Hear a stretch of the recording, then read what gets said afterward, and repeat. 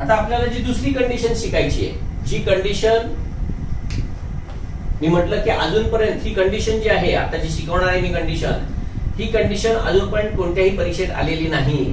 आणि परीक्षेत आलेले नाही म्हणून शिकायचं नाही या भ्रमात राहू नका. कारण का बघा, आता आपण जे 4 कंडिशन ज्या बघितल्या, या 4 कंडिशन 1984 पासून आस्था गायब या 4 कंडिशन वरती फक्त प्रश्न पडले. ह्याच्या व्यतिरिक्त अजून कुठल्याही कंडिशन वरती कुठल्याही प्रश्नपत्रिकेमध्ये कधीच प्रश्न पडले नव्हते. अगदी मी तुम्हाला स्टेट लेवलवरच नाही सांगत आहे, तर आपल्या संपूर्ण नॅशनल लेवलवरच्या ज्या काही परीक्षा आहेत ना, त्याही परीक्षांच्या बाबतीत सांगतोय. किंवा अगदी बँकिंगलाही नाही पडल्यात, सीडीएसला पण नाही पडल्यात, कुठेही पडलेल्या नाहीयेत. पण या वर्षी मात्र म्हणजे मागच्या वर्षी मात्र राज्यसेवेला एक पूर्णपणे वेगळी कंडिशन पडली. आताच्या ज्या कंडिशन आहेत, या 4 कंडिशन मध्ये तुम्ही बघितलं असेल की इथे इफच्या नंतर कधीही फ्युचर टेन्स नसतो, कधीच फ्युचर टेन्स नसतो. बघा नाही ते काय काय बघा ना, जर तुम्ही पहिली कंडिशन जर घेतली म्हणजे टाईप ओ, ही जर कंडिशन जर तुम्ही घेतली तर तुम्हाला दिसतं की या कंडिशन मध्ये दोन्हीकडे काय आहे, सिंपल प्रेझेंट आणि सिंपल प्रेझेंट आहे. कारण का, याच्यामध्ये युनिव्हर्सल ट्रूथ आहे, जनरल ट्रूथ आहे, किंवा ऑटोमॅटिक रिझल्ट आहेत, किंवा सायंटिफिक फॅक्ट्स आहेत, सायंटिफिक रूल्स आहेत. त्यामुळे ह्याच्यामध्ये दुसरं कुठलं काही येण्याचं, दुसरे कुठले टेस्ट येण्याचा काही संभवच नाहीये. परंतु टाइप 1 ची जी कंडिशन आहे, या कंडिशन मध्ये मी तुम्हाला सांगितलं की हे खास करून लक्षात ठेवा. याचं कारण फक्त एवढंच आहे की आता परीक्षेमध्ये या प्रेझेंटच्या ठिकाणी प्रेझेंट आलेला आहे, पण इकडे पुढे मे आलेला आहे. आतापर्यंत फक्त फ्युचर फ्युचर फ्युचरच करत होता तुम्ही, त्याच्याऐवजी इकडे मस्ट पण येऊन गेलेलं आहे परीक्षेमध्ये. कळतंय का? म्हणून मी तुम्हाला सतत सांगतोय की परीक्षेचा पॅटर्न जो बदललाय ना, त्या पॅटर्न मध्ये आयोगाचे पेपर सेटर कोणत्या लेव्हलला जात आहेत त्या लेव्हलला विचार करा आणि त्याच्यावरती ते कसे प्रश्न टाकतात हे मी मुद्दामून तुम्हाला दाखवलंय. मी ज्यावेळी तुम्हाला एक्झाम्पल्स दिली त्यावेळी त्या एक्झाम्पल्स मध्ये सुद्धा मी तुम्हाला प्रेझेंट आणि फ्युचर म्हणजे या फ्युचर मध्ये शूड पण असतं, मस्ट पण असतं, याची पण मी तुम्हाला वाक्य दाखवलेली आहेत. इव्हन पुस्तकामध्ये सुद्धा तुम्हाला ही अशा प्रकारची वाक्य दिसतील. मित्रांनो, फक्त लक्षात एवढंच ठेवा की फसू नका. नाही इथे फक्त सिंपल प्रेझेंटर असला पाहिजे आणि इकडे फक्त सिंपल फ्युचर असला पाहिजे. नाही, पेपर सेटरने हे कधीच बदललंय. आता त्या ठिकाणी तो शूड पण टाकतोय, त्या ठिकाणी मस्ट पण टाकतोय. मागच्या प्रश्नपत्रिका बघितल्या की ह्या तुम्हाला समजेल, पण ते बघण्याची गरज नाही. हे असंच आहे परीक्षेमध्ये, हे लक्षात ठेवा. याच्यानंतर जी आपण पुढची कंडिशन आताची जी बघितली ती टाईप 2 कंडिशन. त्या टाईप 2च्या कंडिशन मध्ये आपण बघितलं की इकडे फक्त सिंपल पास्ट आणि त्याच्यानंतर शुड, वुड, कुड आणि माइट असं असतं. या कंडिशन मध्ये प्रश्न पडत असतात. या कंडिशन मध्ये सांगायचं फक्त एवढंच आहे, या प्रत्येक ठिकाणी बघा तुम्हाला इथे काय दिसतंय बघा, इथे प्रेझेंट दिसतंय, इथे प्रेझेंट दिसतंय, इथे सिंपल पास्ट दिसतंय. पुढची जी कंडिशन आताची आपण शेवटची जी बघितली त्याला टाईप 3 कंडिशन म्हणतात. याच्यामध्ये पण आपण बघितलं बघा, इफच्या नंतर परफेक्ट पास्ट असतो आणि ह्याच्यानंतर हे वरचे जे आहेत यांच्या पुढे हॅव लावलं जातं. या 4 कंडिशन मध्ये तुम्हाला कुठेतरी दिसतंय का बघा, इफच्या पुढे फ्युचर आहे, इफच्या पुढे वुड आहे, असं तरी कुठे दिसतंय का तुम्हाला? नाही दिसत. मला हेच मित्रांनो तुम्हाला सांगायचंय की परीक्षेमध्ये यावेळेच्या राज्यसेवेमध्ये ह्याच्यातला कुठलाही नियम न देता, हे 4 नियम न देता पुढचा नियम दिला गेला. हा पुढचा नियम म्हणजे आतापर्यंत, कारण का माहिती का, तुम्ही रेन मार्टिन सुद्धा जर बघितलं ना तर त्याच्यामध्ये सुद्धा इफच्या फक्त तुम्हाला 3च कंडिशन दिसतील. इतर पुस्तकांमध्ये अगदी तुम्ही पालनसुरीचं जरी पुस्तक काढलं तरी सुद्धा तुम्हाला दिसेल की त्याच्यामध्ये पण फक्त 4 कंडिशन दिलेल्या आहेत. हा, त्याच्यामध्ये हे नक्कीच दिलेलं आहे की इथे प्रेझेंटच्या ठिकाणी इथे कंटिन्युअस प्रेझेंट आहे आणि परफेक्ट प्रेझेंट आहे, हे पण दिलेलं आहे. सांगायचं फक्त इफच्या नंतर फ्युचर असलेलं, इफच्या नंतर सिंपल फ्युचर येऊ शकतो, इफच्या नंतर वुड येऊ शकतो, अशी कंडिशन एकाही पुस्तकात दिलेली नाही आणि त्याच्यावरती वाक्य येऊन गेलं. म्हणून मी मुद्दामून असं जे म्हणत असतो की मित्रांनो, पेपर सेटर आणि त्यांची एखादी प्रश्न टाकण्याची जी शैली आहे, त्यांची जी स्टाईल आहे, ही स्टाईल बघितली, ती वाचली की मला जाणवतं की आता ह्यांच्या पुढे काय आहे, म्हणजे ते आता कुठली स्टेप टाकतील प्रश्नपत्रिकेमध्ये, आता ते कुठल्या नियमावरती प्रश्न विचारतील हे मला जाणवायला लागतं. आणि म्हणून मी तुम्हाला सांगतोय की तयार तुम्ही राहा. पेपर सेट बदललेत म्हणजे ते तेच आहेत, पण त्यांची मेंटॅलिटी बदलली आहे. ते आता मुद्दामून असे प्रश्न टाकतायत की जे तुम्हाला माहित नाहीत, कारण का तुम्ही जी पुस्तकं वापरतात ती कन्व्हेन्शनल पुस्तकं आहेत. खरंच सांगतो मित्रांनो, एकमेव फक्त माझंच पुस्तक संपूर्ण महाराष्ट्रामध्ये अप टू डेट नाही, अपडेट नुसतं नाही तर त्याच्याही पलीकडे आहे. आयोग जर एक पाऊल पुढे जात असेल ना तर मी 5 पावलं त्यांच्या पुढे गेलेलो आहे आणि मुद्दामून ते रूल्स दिलेले आहेत. म्हणजे 2011 साली 2011 साली मी पहिल्यांदा पुस्तक ज्यावेळी लिहिलं त्यावेळेला मी बिटवीन हे तिघांमध्ये सुद्धा वापरू शकतात असं मी माझ्या पुस्तकात 2011 साली स्पष्टपणे लिहून ठेवलेलं आहे. ह्याच्यावरचा रूल आला 2019 साली. तिथे सगळ्यांनी त्याच्यामध्ये आनंदच टाकलं, कारण का 3 दिसलं की आपल्याला शिकवलं जातंय, डोक्यात भरवून दिलं जातं की नाही बिटवीन हे फक्त दोघांमध्ये, बिटवीन हे फक्त दोघांमध्ये, बिटवीन हे फक्त दोघांमध्ये, अनंग म्हणजे 2 पेक्षा अधिक, अनंग म्हणजे 2 पेक्षा अधिक. झाली घोकमपट्टी करत बसलात तुम्ही फक्त. मला तेच सांगायचंय, कंडिशन, अपवादात्मक कंडिशन काय आहेत त्याच्याकडे फक्त लक्ष द्या. 1 मार्क इतरांपेक्षा तिथे तुम्ही जास्त मिळू शकाल. सांगायचं मित्रांनो एवढंच आहे. त्यावेळेला केलेलं 2011चं पुस्तक मला 2018 साली किंवा 2019 साली मला ते 2011 सालचं पुस्तक मला अपुरं वाटायला लागलं. म्हणून मी 2018 आणि 19 हे पूर्ण वर्ष, मी जवळजवळ 1.5 वर्ष हे पुस्तक लिहिण्यासाठी अनेक पुस्तकांचा अभ्यास केला आणि ते पुस्तक लिहून काढले. त्याच्यामध्ये असे रूल्स आहेत ना की ते तुम्हाला भारताच्या कोणत्याही पुस्तकात मिळणार नाहीत. परत तुम्ही म्हणाल मग सर आम्ही हे केलेच पाहिजेत का? लक्षात ठेवा, मी सगळे रूल्स दिलेलेच नाहीयेत त्याच्यामध्ये. फक्त आयोगाची पातळी आता काय आहे आणि या पातळीप्रमाणे ग्रॅज्युएट लेवलला काय विचारलं जाऊ शकतं याप्रमाणे फक्त मी 4 स्टेप पुढे गेलेलो आहे. का? त्याच्यामुळे तुमचा फायदा व्हावा. आणि मित्रांनो एवढंच लक्षात ठेवा, पुस्तकाचा नीट अभ्यास करा, एकदम सावधपणे अभ्यास करा. पुस्तक दिसताना मोठं दिसतंय, एक लक्षात ठेवा, दिसताना मोठं दिसतंय त्याच्याकडे जाऊ नका. काय सांगायचं तुम्हाला, 1984 पासून 2019 पर्यंतच्या प्रश्नपत्रिकांचा हा एवढा मोठा गट्टा, 450 रुपये आणि 550 रुपयाचं पुस्तक तुम्ही घेताय, एवढा मोठा गट्टा. का? तर प्रश्नपत्रिका सोडवूया. त्या प्रश्नपत्रिकेमध्ये जास्त आधी स्पष्टपणे सांगता येत नाही, पण एवढा सगळा ठोकळा एवढा घेऊन त्याच्या खालचं जर एक्सप्लेनेशन बघितलं ना, त्यांचं अनालिसिस केलं जरी बघितलं ना, तरी सुद्धा तुम्हाला मित्रांनो मी खरंच सांगतो, एकाही त्या पुस्तकाचा संग्रह टॉपिक वाईज जे केले नाही, एकालाही समजत नाही प्रश्न कशावरती विचारला गेलाय. अजून काय सांगू तुम्हाला, अनालिसिसचं पुस्तक अजिबात उपयोगीच नाहीये खरं म्हटलं तर. अर्थात तुम्ही करताय करा, मला त्याच्याबद्दल काही म्हणायचं नाही, पण उगाच पैसे वाया घालवू नका. 450 आणि 500 रुपये काय वाया घालून मिळवणार तुम्ही? तुम्ही म्हणा नाही सर आम्हाला 50% मिळतं, अरे 50% तरी सुद्धा 250 रुपये तर घालवणार कमीत कमी. कशाला वाया घालवताय? पुस्तक वापरायचं असेल तर अवश्य वापरा, मला काही त्याच्याशी देणं घेणं नाही. पण मित्रांनो एवढं सांगा, त्याच्यामध्ये दिलेलं स्पष्टीकरण आहे ना हे पण चुकीचं आहे. अनेक ठिकाणी तर मी बघितलंय, नियम वरती काय विचारलाय, खाली स्पष्टीकरण काय देत आहेत. परत लिहिणारे कोण आहेत माहितीये का? स्पर्धा परीक्षेचे अभ्यास करणारी मुलं आहेत आणि ते स्पष्टीकरण देत आहेत की ज्यांना वाटतं की आम्हाला इंग्लिश येतंय. बाकीच्यांबद्दल तर काही मी बोलतच नाही. ठीक आहे, कोणाबद्दल काही मला बोलायचं काहीच नाहीये. सांगायचं फक्त एवढंच आहे, पुस्तक जाड दिसतंय आणि हे दिसतंय ह्याच्यावर जाऊ नका. 100 प्रश्नपत्रिका सोडवण्याच्या ऐवजी ना फक्त पुस्तक वाचा. ते पुस्तक 600 आणि 700 पानं जर तुम्ही वाचताय, त्याच्याऐवजी हेच पुस्तक मी जेवढं शिकवतोय तेवढं 4-5 वेळा वाचून काढा, बघा तुमचे मार्क्स वाढले नाही तर. असो चला, तर या कंडिशन मध्ये आता काय बघितलं की कुठेही तुम्हाला इफच्या नंतर फ्युचर दिसत नाही. मग त्याच्यावरती प्रश्न विचारला. या प्रश्नामध्ये कुठेतरी दिसतंय का बघा, इफच्या नंतर शुड आहे, दिसतंय नाही. आता आपल्याला ती पुढची कंडिशन शिकायची, त्याला म्हणतात फॉर्ट्युइटस कंडिशन. आता ही फॉर्ट्युइटस कंडिशन म्हणजे काय? फॉर्ट्युइटस कंडिशन म्हणजे अकस्मित एखादी क्रिया घडणं अपेक्षित असतं, ती घडेल असं काही नाही, कदाचित घडू शकते अशी जी असते कंडिशन, त्या कंडिशनला फॉर्ट्युइटस कंडिशन असं म्हणतात. आणि ह्याचा सगळ्यात मेन रूल एवढाच आहे की ह्याच्यामध्ये इफच्या नंतर नेहमी शूडच असतं, दुसरं काही इथे येऊच शकत नाही. शूड शिकत असताना मी तुम्हाला पॉसिबिलिटी आणि प्रॉबेबिलिटी शूड मध्ये कशी दाखवली जाते, की ज्याला सपोजिशन असं म्हणतात, त्याच्यासाठी हे मी तुम्हाला मॉडेल मध्ये दाखवलेलं आहे.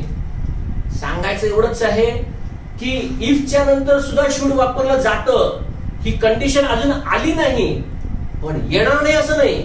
जर इफच्या नंतर विलची कंडिशन आली तर ही का नाही येणार? म्हणून मला सांगायचंय तुम्हाला ही पुढची कंडिशन. मग आता याला तुम्ही टाईप 4 म्हणा, नाही तर 5वी कंडिशन म्हणा. कळतंय? या बघितलेल्या 4 कंडिशन, ही आता 5वी कंडिशन तुम्हाला सांगतोय. आता ही कंडिशन म्हणजे काय? आत्ताच मी तुम्हाला जे सांगितलं की एखादी क्रिया आकस्मिकपणे घडण्याची शक्यता असते. ही मुद्दामून कोणी घडवत नसतं, पण ती घडू शकते. आणि अशी जी कंडिशन आहे की जी कदाचित घडू शकेल पण घडेलच असं नाही.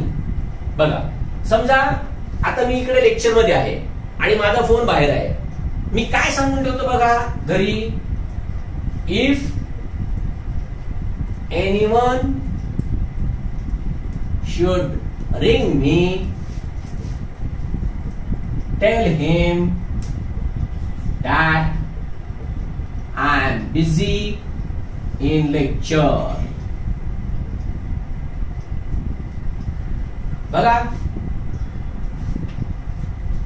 आता जे जे कोण माझ्या ओळखीचे आहेत, मग ते माझे मित्र असू दे, माझे नातेवाईक असू दे किंवा विद्यार्थी असू दे, यांना माहितीये की सरांचा अमुक अमुक वेळेला क्लास असतो आणि त्या वेळेला सरांनी फोनच बंद केलेला असतो. पण समजा मी फोनच आता बंद करायचं विसरलोय आणि मी फोन तसाच विसरलेलो आहे. मग विसरला असेल तर तिकडे फोन नक्कीच येणार. मग तो फोन नक्की आला तर मी सांगून ठेवतो इकडे फोन येणार नाहीच आहे कोणाचा, पण जर आलाच तर येणार नाहीच आहे कोणाचा फॉर्टिटस. भविष्यात कदाचित असं घडू शकेल, घडेल असं नाही, पण आकस्मिकपणे घडूही शकतं. म्हणजे आता मी इथे असताना समजा एखाद्याचा काहीतरी इमर्जन्सी काम असेल माझ्याशी, मला काही कळवायचं असेल अर्जंटली, तर तो मात्र फोन करणारच ना. मग अशा वेळेला तो ज्या वेळेला फोन कदाचित जर त्यांनी केला तर फक्त त्याला एवढं सांगायचंय काय की बाबा मी मीटिंग मध्ये बिझी आहे. अशा प्रकारची वाक्य आहे. अजून बघा,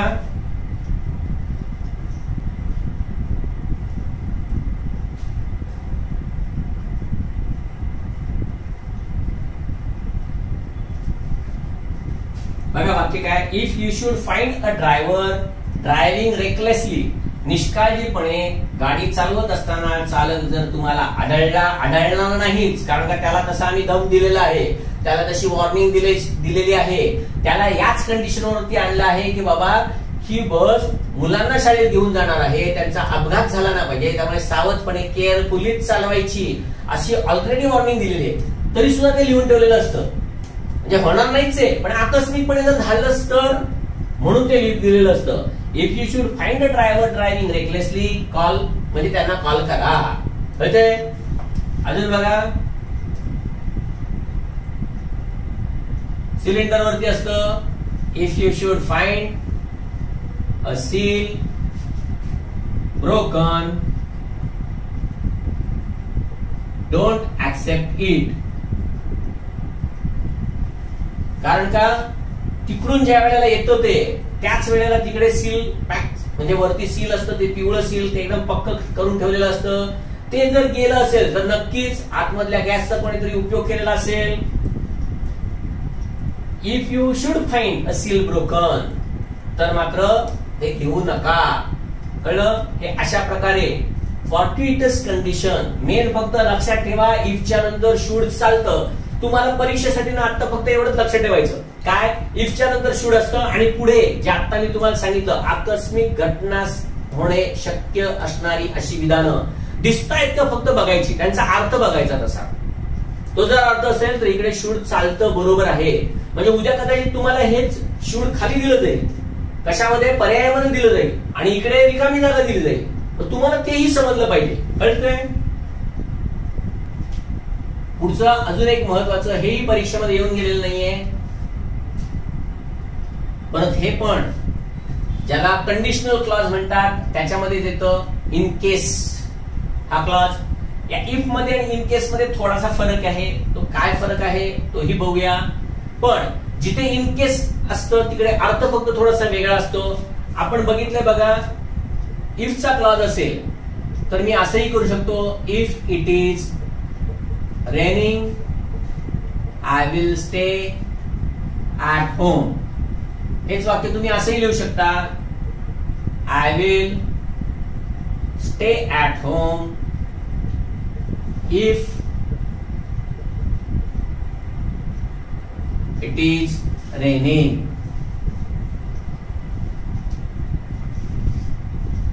पण तेच आता समजा असं वाक्य दिलं, हे थोडक्यात सांगायचं काय, हे वाक्य असं उलट सुलट होऊ शकतं, मात्र इन केस तसं कधीच होऊ शकत नाही. इन केस हे नेहमी म्हणजे इन केसचा क्लॉज असतो तो नेहमी नंतरच असतो, बरोबर आहे. बघा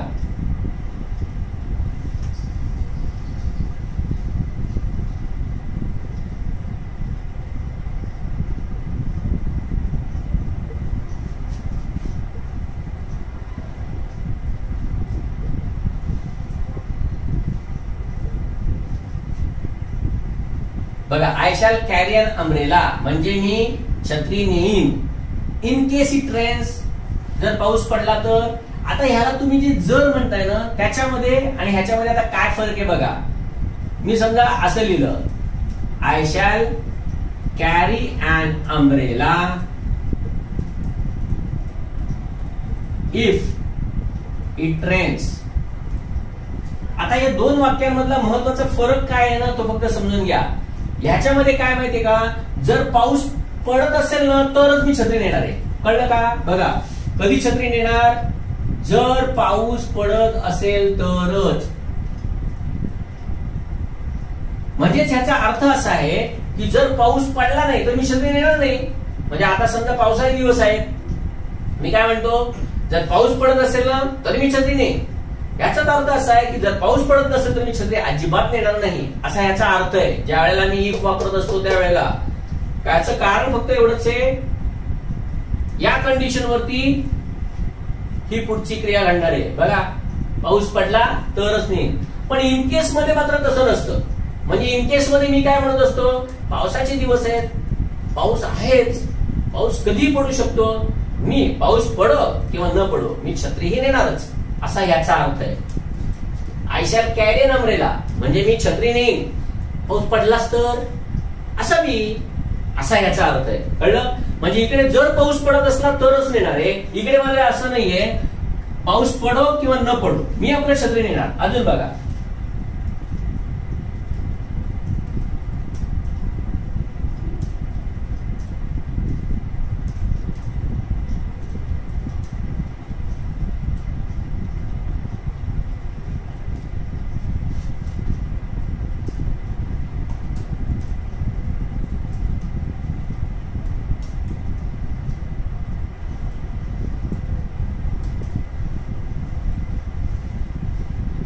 एटीएम कार्डच्या ऐवजी आता रुपे कार्ड करतो बस. म्हणजे please take your RuPay card with you in case you need money. आता हे जर मी इफ मध्ये केलं, इफ यू नीड मनी, तर अर्थ काय होईल, जर तुला गरज असेलच पैशाची ना तरच नाही. पण इथे मी असं नाही म्हणते, इन केस यू नीड मनी म्हणजे तुला पडो किंवा गरज तुला पैशाची असो किंवा नसो, हे तर नाही जवळ, गरज पडली काढ, गरज नाही पडली तसंच ठेव. पण इफ जर वापरलं तर त्याचा अर्थ काय आहे की जर तुला पैशाची गरज असेल तरच काढ, नाही नाहीतर उगाच नेऊ नकोस. हा या दोघांच्या मधला फरक आहे, कळतंय. त्यामुळे महत्वाचा ह्याचा परीक्षेसाठी रूल फक्त तुम्हाला काय लक्षात ठेवायचं तो बघा, अजूनपर्यंत परीक्षेत आलेलं नाही सगळ्यात महत्वाचा रूल तो फक्त हाच, काय, इन केस हे नेहमी सुरुवातीला कधी न येता नेहमी शेवटीच असतं. हा याचा सगळ्यात महत्वाचा रूल आहे. त्यामुळे इन केसच्या वाक्यामध्ये फक्त एवढंच लक्षात ठेवायचं. म्हणजे उद्या याच वाक्यांमध्ये परीक्षकांनी समजा आता असं दिलं, तुम्हाला ही दोन वाक्य दिली, तसंच असं वाक्य दिलं,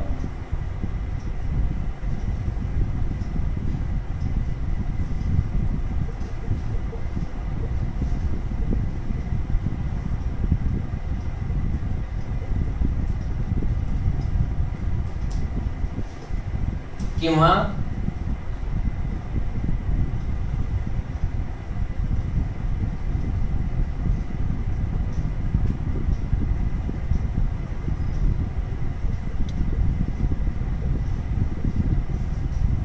आणि जर तुम्हाला एबीसीडी करून सांगितलं याच्यामधलं कुठलं वाक्य बरोबर आहे ते ओळखा, देताना तो तेच करणार परत एबीसीडी, किंवा म्हणजे फक्त असं देईल ए किंवा बी बरोबर सी किंवा डी बरोबर, ऑल बरोबर, आणि इकडे देईल ओनली ए बी डी. तर आता तुम्हाला समजलं पाहिजे, पहिल्यांदा चालत नाही, इकडे असं आहे, बरोबर आहे. आता ह्याच्यावरती दुसरा प्रश्न कसा पडू शकतो तेही तुम्हाला दाखवतो.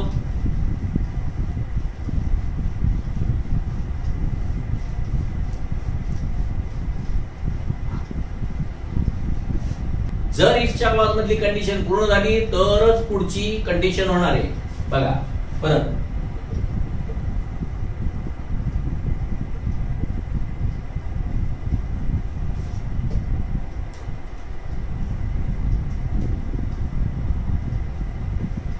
If he needs money he may demand, म्हणजे ही जर त्याला गरज असेल ना तरच पुढची तो ही क्रिया करेल, बरोबर आहे.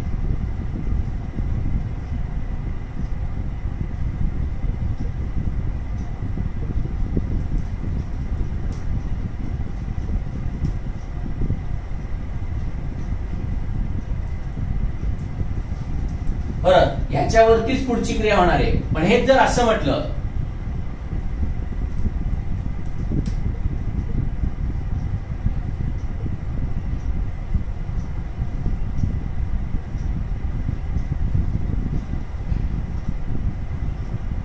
इथे मात्र आता कंडिशन बदलली आहे, म्हणजे त्याला गरज असो किंवा नसो मी त्याला पैसे उसने देणार, का त्याला गरज आहे हे मला माहिती आहे, मी समजून आहे, म्हणून मी असं म्हणत असतो.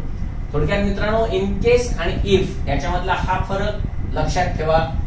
परीक्षेत येणारही नाही, परंतु काय सांगता येत नाही, पेपर सेटर काय काय टाकेल, त्यामुळे तुम्हाला माहित असलं पाहिजे. कारण का हा पण ऍडव्हर्ब क्लॉज ऑफ कंडिशनच आहे, हे लक्षात ठेवा.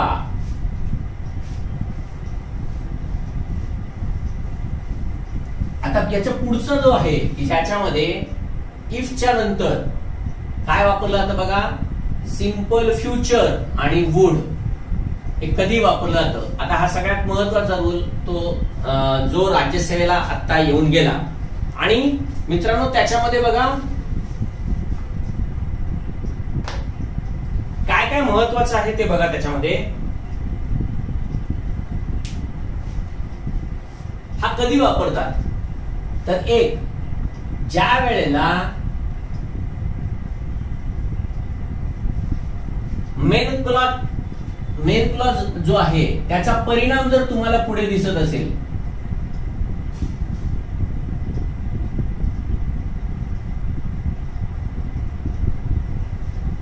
बघा आतापर्यंत काय होतं ते बघा. इफच्या क्लॉज मध्ये काय आहे बघा, इफच्या क्लॉज मध्ये काय बघा, इफच्या क्लॉज मधली जर कंडिशन आहे, इफची कंडिशन पूर्ण झाली तरच पुढे क्रिया घडेल. अशा आतापर्यंतच्या सगळ्या इफच्या कंडिशन अशा होत्या बघा. जर तुम्ही चांगला अभ्यास केला तुम्हाला पोस्ट मिळेल, कळतंय, पुढे ही क्रिया घडेल. इथे काय बघा, मेन क्लॉजचा परिणाम इफच्या कंडिशन वरती होणार आहे. बरं थोडस कन्फ्युजिंग आहे, पण मित्रांनो फक्त एवढंच लक्षात ठेवा, इफच्या क्लॉज मध्ये काय असतं बघा. म्हणजे बघा आता सांगितलेलं, if you study hard you will get a post, बरोबर आहे. काय दिसतंय बघा, जर अभ्यास चांगला केला ना तर ही परिणाम होणार आहे, कळतंय.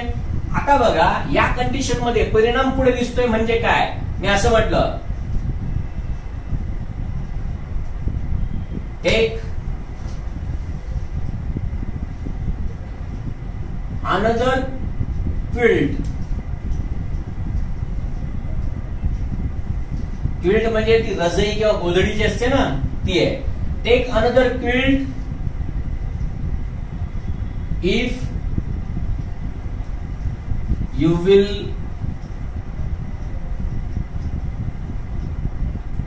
find warm. म्हणजे एखाद्या माणसाला खूप थंडी वाजते आणि त्या थंडी वाजते ना त्यावेळी मी त्याला म्हणतो की बाबा दुसरी अजून एक गोधडी घे जर तुला उबदार वाटावा असं वाटत असेल तर. बघा ह्याची कंडिशन कळलं का, उलट होतं इकडे. मेन क्लॉजचा परिणाम आहे ना, तो पुढे दिसतोय बघा. Open the window if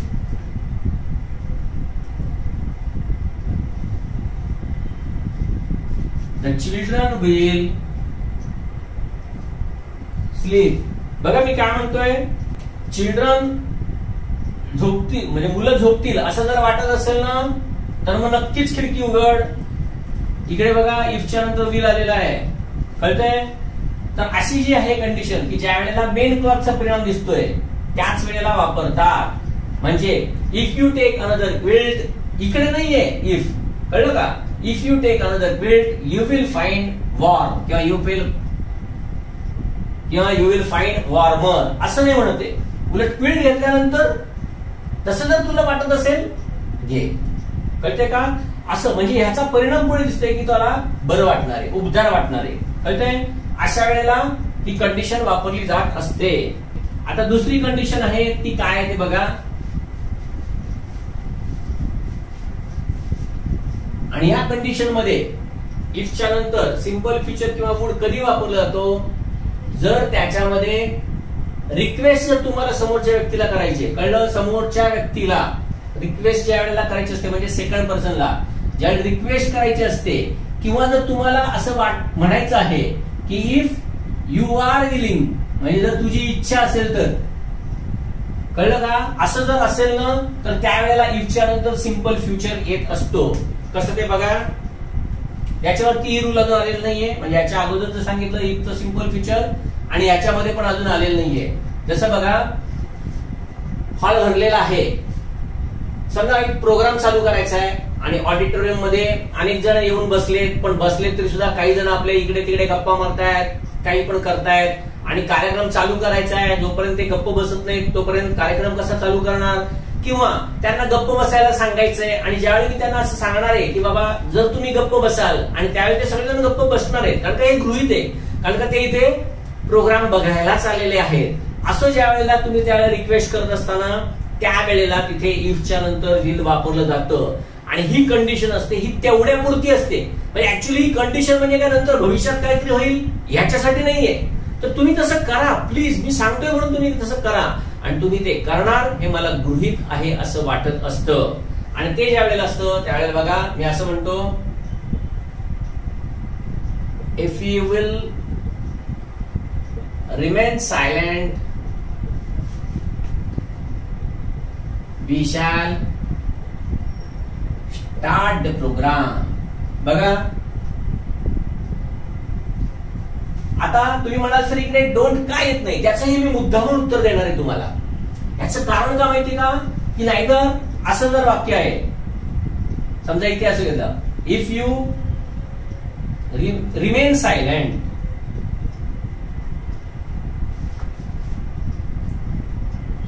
we shall start the programme. समजा अशी दिलं वाक्य आणि जर तुम्हाला सांगितलं याच्यामधलं कुठलं वाक्य बरोबर आहे, अजूनही परीक्षेत आलेलं नाहीये, पण मी हे मुद्दामून काय सांगतोय ते बघा. ज्या अर्थी प्रोग्राम स्टार्ट करणार आहे त्यावेळी ती टेम्पररी कंडिशन आहे, हे समजतंय का बघा. इथे बघा ना, एखादा प्रोग्राम ज्या वेळेला चालू करायचा असेल, मी आता समजा एखाद्या प्रोग्राम मध्ये आहे आणि समोर मी सगळा जो ऑडियन्स आहे किंवा समोर जो काही बसलेला प्रेक्षक वर्ग आहे, हा जर तिथे गप्पा मारत असेल, टाइमपास करत असेल किंवा नुसताच मला खूप आवाज येतोय आणि त्याच्यामुळे प्रोग्राम स्टार्ट करायला वेळ जातोय हे जर मला माहित असेल, तर मी तिकडे इफ यू रिमेन सायलेंट असं मी म्हणू शकत नाही. तिकडे हेच म्हणायचं असतं. का ते तुम्हाला सांगतो, नीट पटवून घ्या. बघा समजा मी असं म्हटलं,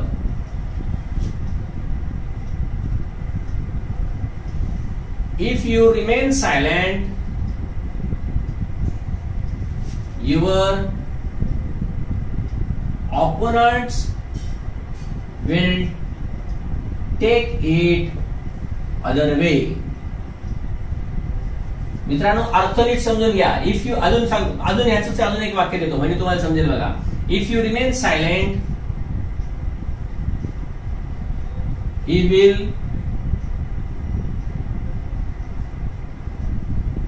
continue क्रिटिसायझिंग यू.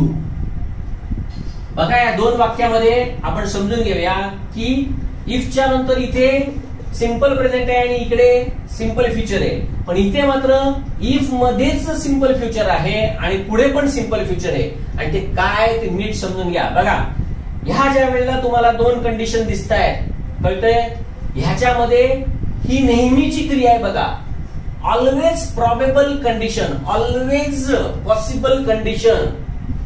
बघा ना, ज्या वेळेला तुम्ही म्हणजे टाईप 1 जो आहे त्याच्यामध्ये काय असतं, इफच्या नंतर सिंपल प्रेझेंट आणि नंतर इफच्या नंतर सिंपल फ्युचर. तेच तुम्हाला इथे दिसतंय, तेच तुम्हाला इथे पण दिलंय. त्यामुळे तुम्हाला ह्याच्याऐवजी हे बरोबर वाटण्याचा संभव आहे, पण तो का तसा संभव असू नये, ते का चुकीचं आहे हे समजून घेण्यासाठी मी तुम्हाला परत या कंडिशनकडे नेतोय. इथे बघा, ही जर कंडिशन झाली म्हणजे काय, जर तुम्ही शांत राहिला तर काय होईल, तुमचे जे विरोधक आहेत ना ते चुकीचा समज करून घेतील. हे नेहमीच होणार आहे.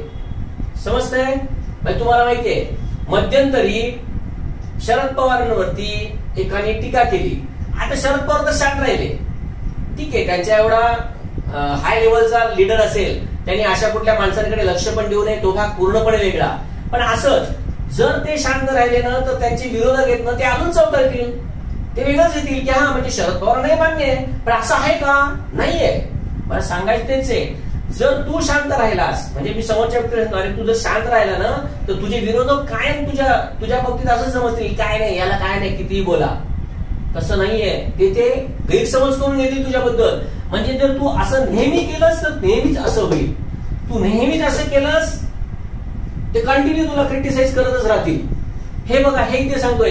इथे असं नाहीये जर तुम्ही नेहमी शांत राहाल तर प्रोग्राम चालू होईल. नेहमी शांत राहाल असं आहे का?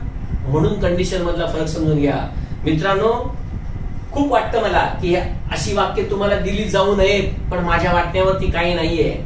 एक लक्षात ठेवा मित्रांनो की ज्या वेळेला मी माझा इंग्लिशचा अभ्यास करत असतो किंवा मी ज्या वेळेला माझा इंग्लिशचा अभ्यास पूर्वी केला त्यावेळी तो करत असताना असाच केलेला आहे की बाबा मग हे जर असं आहे तर मग इथे लिहिलं तर काय चूक आहे, याने काय फरक पडणार आहे.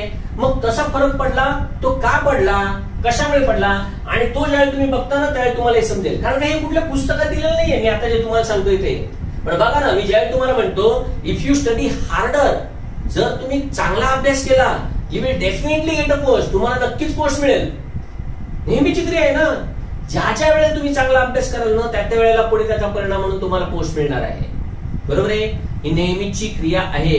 म्हणून त्याला प्रॉबेबल कंडिशन म्हटलंय, कळलंय? म्हणून त्याला पॉसिबल कंडिशन म्हटलंय की भविष्यात ही क्रिया होऊ शकते, असं घडणं पॉसिबल आहे म्हणून म्हटलं जातंय.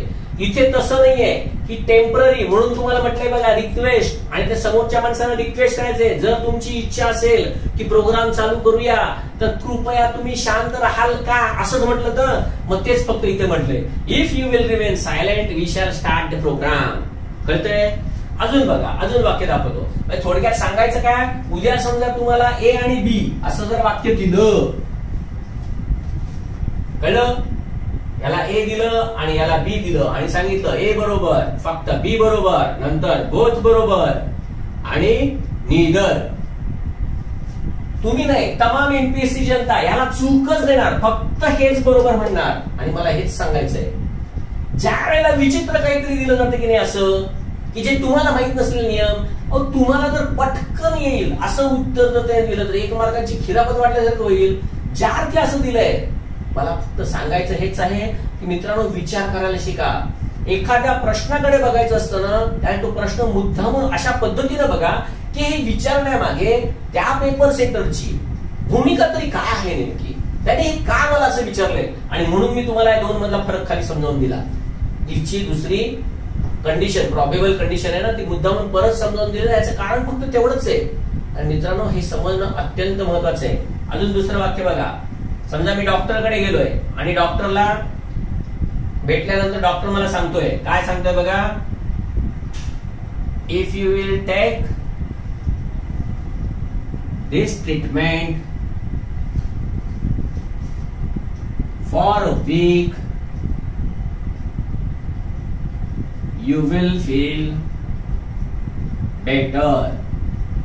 समजतंय? तात्पुरती कंडिशन आहे. If you will take this treatment for a week, कारण का डॉक्टर मला समोर सांगतोय यू विल फील बेटर, म्हणून मी पुन्हा पुन्हा तुम्हाला सांगतोय काय ते बघा.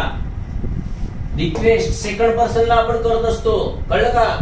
तसं असेल तर अजून बघा पुढचं. If you will wait for a moment mister Doshi will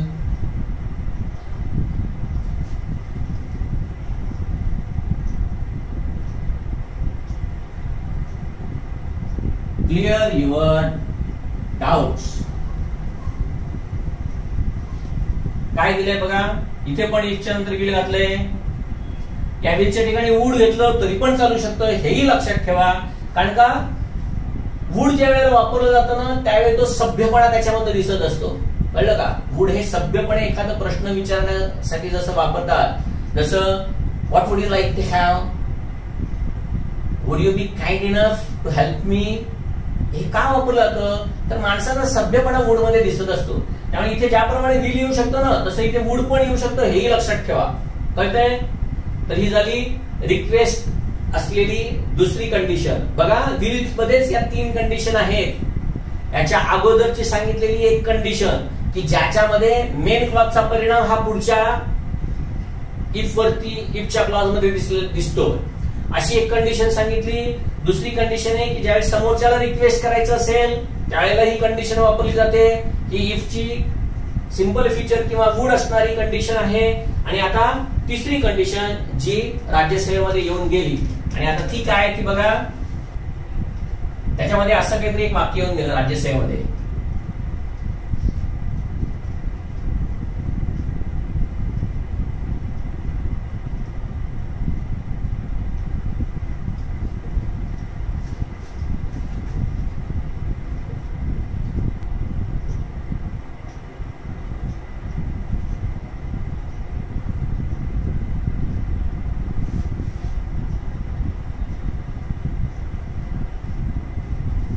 असं काहीतरी एक वाक्य होतं ते. याची कंडिशन काय आहे ते आधी बघा. एखादी प्रेझेंट सिच्युएशन असते ना, प्रेझेंट सिच्युएशन म्हणजे वास्तव परिस्थिती जी असते, आत्ताची जी वास्तव परिस्थिती आहे त्या वास्तव परिस्थितीमध्ये, आताची जी वास्तव परिस्थिती आहे त्या परिस्थितीमध्ये अशा प्रकारची वाक्य विचारली जातात. म्हणजे याच्यामध्ये असं काहीतरी होतं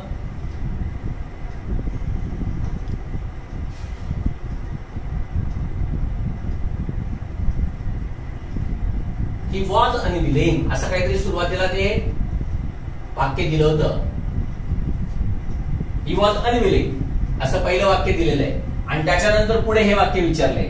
आणि हे वाक्य विचारल्यानंतर इथे खाली परीक्षकांनी असं दिलेलं आहे, इफ ही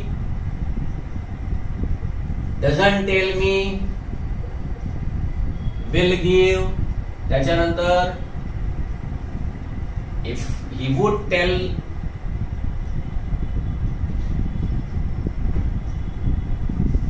वुड गिव्ह, आणि असे काही दिलेले आहेत. सांगायचं काय फक्त बघा, प्रेझेंट सिच्युएशन नाकारण्यासाठी, म्हणजे असं धरून चला की आज माझ्या मुलाचा बर्थडे आहे आणि तो माझ्या मुलाचा बर्थडे आहे आणि त्याला काय पाहिजे हे माझं मीच ठरवतो आणि मी त्याला ते आणून देतो. ज्यावेळी मी त्याला ते आणून देतो त्यावेळी त्याला ते आवडत नाही. कारण का? तो म्हणत असतो मला हे का आणून दिलं, मला ते आणून द्यायला पाहिजे होतं आणि मी तुम्हाला हे सांगितलेलं, असं तो मला म्हणतो. पण त्यावेळी मी म्हणतो की नाही नाही, तू काही मला हे सांगितलेलंच नाही, तसं जर तू सांगितलं असतं तर मी तुला आणून दिलं असतं. अशा प्रकारचं हे वाक्य आहे. त्यामुळे इथे फक्त हेच येतं, if he would tell me, जर त्याने मला सांगितलं असतं त्याला काय पाहिजे तर I would give it to him, तर मी त्याला ते दिलं असतं. समजतंय का? परत सांगू बघा, मी असं म्हटलं,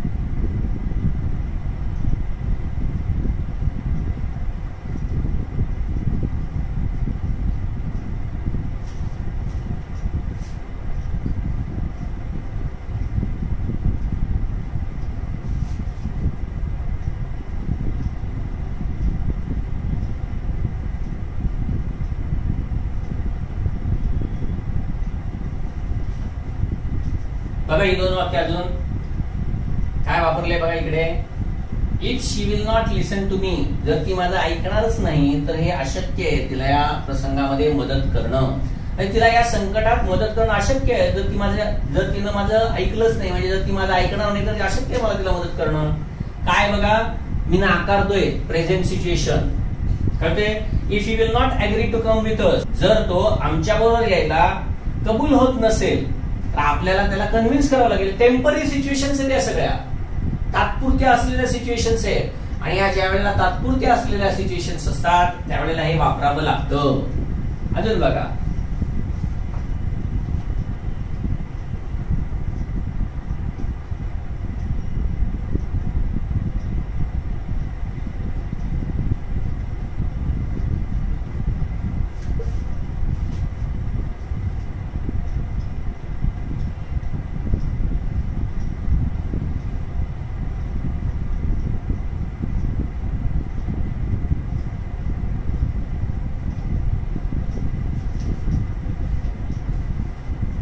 if you will order coffee for me, जर तू माझ्यासाठी कॉफी मागवशील, तात्पुरती कंडिशन आहे फक्त, तर मला ते ऍक्सेप्ट करणं भाग आहे. आता सगळी तात्पुरतं आहे, आत्ताच्या पुरतं ज्या वेळेला असतं ना त्याच वेळी हे आहे.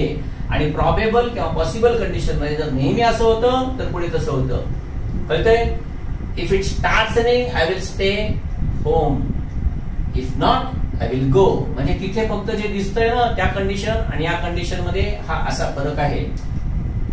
मित्रांनो इफच्या या पुढच्या कंडिशन आहेत, ठीक आहे, नेहमी येतीलच अशा काही नाही, पण पुस्तकामध्ये या सर्व कंडिशन्स मी दिलेल्या आहेत, या कंडिशनचा अभ्यास करा.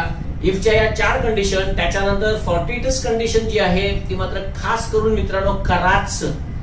तसंच आता हा येऊन गेलेला कंडिशनचा प्रकार जो आहे आता तुम्हाला सांगितला की इफच्या नंतर वुडची कंडिशन आणि विलची कंडिशन ही पण करून ठेवा, कारण का एकदा येऊन गेलंय, अजून 1-2दा कदाचित येऊन पण जाईल, नाही येईल मला काहीच माहिती नाही. पण थोडक्यात सांगायचं एवढंच आहे, पॅटर्न बदली होत चाललेला आहे, वेगवेगळे नवीन रूल्स यायला लागलेले आहेत. त्याच्यामध्ये मला जे आवश्यक वाटतात की तुम्हाला करावं ते मी नक्कीच तुम्हाला शिकवतोय आणि सांगतोय. तेवढं मात्र शिकण्याचा प्रयत्न करा. परत एकदा बघा, 2दा बघा, 3दा बघा व्हिडिओ, पण ते समजून घ्या.